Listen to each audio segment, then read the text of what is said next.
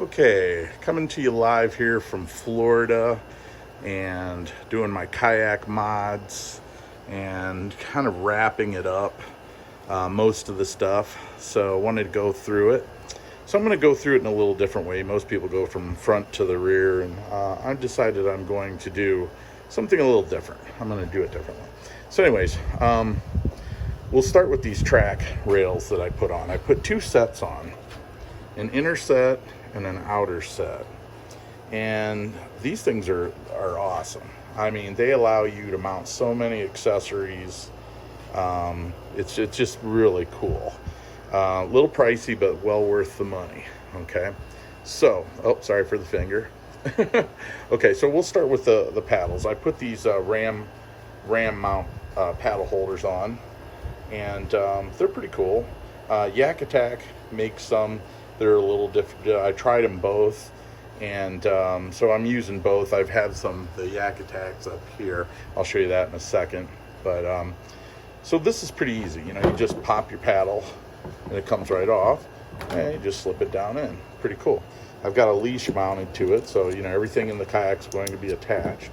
So if I want to just take the paddle out, it's pretty cool. I can also mount the paddle up here across the bar if I want to on the command stand if I'm standing up. So I'm going to put this paddle down for a second. Okay, one thing you can see I put on was my GoPro, and I'm going to try to do this, hold at the same time. But what I like about this is I have a clamp. I can face this towards me or out to where the fish are, or just anywhere. I'm gonna do some different stuff with that. Maybe put some mounts up front. Not quite sure yet. But anyways, this whole command stand thing's pretty cool. It's to steady myself. It's not necessarily to pull my fat ass up. So that's why I have this cord that's attached to the strap that pulls me up, and I use that. And then this just steadies me if it starts to rock and out there. And so pretty cool. One of the other things I added.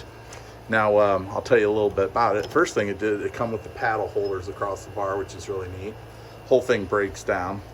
Comes with some extra attachments to mount something. Probably put some rod holders on that. Hope I don't drop that in the water. But anyways, so this thing's pretty cool. You can add accessories, paddle holder, camera holder, steady yourself. Pretty neat. Has 4 pins. The whole thing pops out in like 2 seconds. But something else you can do with it is you can pop these 2 back pins, and I can fold it down over here and then just cinch it with this thing. So it works pretty good, and it just gets right out of the way. Or if it's just a day I don't think I'm going to stand. I meant this thing for fly fishing, but I think it's going to be used for both fly fishing and spin fishing. Beggars can't be choosers out here on the bay. So just it is what it is. And so this thing here, I put a couple of these attachments in here. This is just something kind of a quick thing if I want to.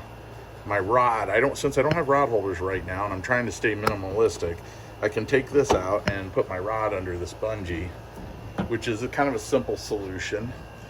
But that way, I won't accidentally throw my rod overboard, which almost happened the other day. Also too, you can see all kinds of attachments like cleats, and it's all movable on these tracks. And so you see I have a Larry chair. That puts me up about 10 inches above the deck, 7 inches from this deck. And you can see I've mounted some things to that, like, gonna need for fishing, like my pliers. I just have Velcro on those. You have my safety whistle. It has this thing in the back where I can put like tackle, which I'll probably do some light tackle.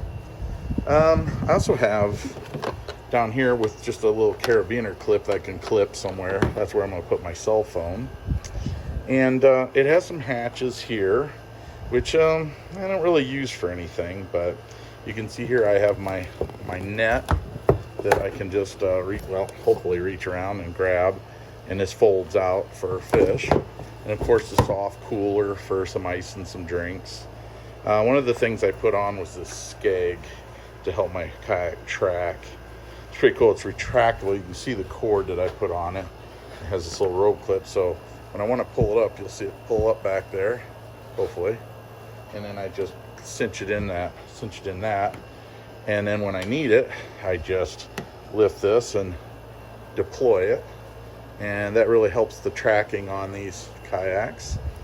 And and then one of the last things here is I don't know if you can see, I had to kind of fabricate these a little bit, but I got them to work in the tracks, and that's my Stakeout Pole. I'll show you the back of it, what it looks like here.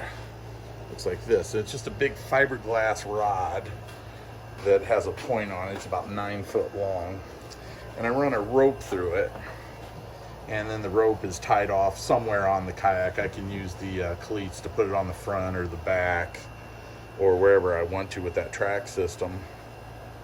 And what I basically do is here they have like sand and mud flats and sand flats, and it's all soft, and you just basically stake out your pole, you push it down into the sand, and then you just take a rope and attach it to your kayak, and you just drift away from it for just a little bit, maybe like 10 foot or something, and then you can just basically paddle back over to it or pull your rope back to it and pick up the stake and put it back on the kayak. So, but you notice I did the same thing with the tracks. I have 2 sets so it doesn't interfere with anything. So far everything's worked out really good with that. And the last thing is this hatch, and this is where I keep my dry bag with I have flares and a cup and some rope and a towel and a safe first aid kit, just stuff in a dry bag so it won't get wet. This hatch is pretty good about, see, I'm not going to seal it back up because I'm trying to hold the camera, but well, maybe I can try, but yeah, it works pretty good. This, I never get water in this thing. Never really get water in this thing, but just in case, I have a cup to bail it out. Now it's got scupper holes in it, so it's self-bailing. But if you get, like if I would get caught in a real heavy rainstorm, it's possible water could get in there. I don't think it would flood the kayak or, sink it or anything like that. But so, I think I've covered everything. My whistle for safety, and in Florida, you have to have a whistle on your kayak. A lot of people come down here recreational or vacationing, and they don't know that, and they get busted with, I think it's $100 fine. I could be wrong. It might be a $50 fine just for not having a whistle on your kayak. You're required a whistle, a life jacket, and you don't have to wear the life jacket, but you have to have it on the boat. And you're required 3 safety signaling devices. So like maybe like 2 flares and an orange flag. And then of course, like I said, there's my tackle bag on the back. I can reach around and get some. I'll probably put like hooks, stuff like that. So pretty cool. Now let's get to the fun part, the fishing part. So I'm gonna throw my rod up in here. So the first time out, I'm going to be using a spinning rod. Give that a try. Again, I love to fly fish. That's the whole reason I have this thing. But, the reality of it is you're not going to catch, it's a lot of windy days. You're going to have to do both. So now this is a pretty cool rig setup I got because that's a 6-to-1 ratio reel. So it basically, it brings the fish in pretty fast if you need to. It's got kind of a thick butt with a more sensitive tip. And one of the techniques they use down here is this slide bobber thing.